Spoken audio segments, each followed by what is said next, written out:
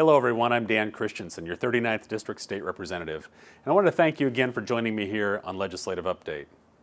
I recently wrote an article that appeared in several of our local newspapers. It was entitled, How to Write a Responsible State Operating Budget. In the column, I talked about how this year House Republicans wrote a budget based on the priorities of government.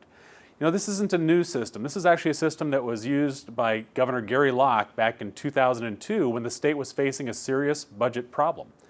The idea is simple and clear. Prioritize your budget, determine what is most important to the citizens of the state, and fund those services first within existing revenues. We identified three core services as priorities of government. First, education, then public safety, and taking care of the state's most vulnerable citizens. I believe most would agree these are essential services for people throughout Washington. So I'm amazed that when it comes to the budget, the majority party would rather save salmon than people. In the operating budget proposed by House Democrats, they would make deep cuts to schools, reduce supervision of criminals, and greatly reduce programs for the mentally ill and the developmentally disabled. Interestingly enough, they continue programs to try and save fish. Here's what I found in their budget proposal. $278,000 for aquatic lands, enhancement to help fish. $369,000 for salmon grants.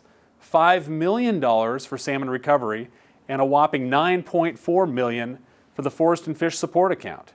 Several days ago, my House Republican colleagues and I offered several amendments that would restore funding cuts for the mental health services, long-term care, and the developmentally disabled. Majority House Democrats turned all of those amendments down.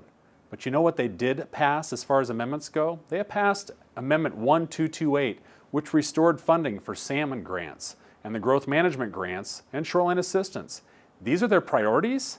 I believe saving salmon is a noble cause, as well as ensuring a clean environment. And I am also a supporter of recreational fishing and commercial fishing, so I'm not out to slash funding for recreational fisheries. But somehow, extreme environmentalism has become the dominating force in Olympia, surpassing people's real needs. I live just up the street from the Snohomish River. We are having record salmon returns. In a news release just issued several days ago by the Department of Fish and Wildlife, the headline read, Strong Returns of Columbia River Chinook Salmon, Coastal Coho Projected. Look folks, the salmon are doing fine, but people are struggling right now.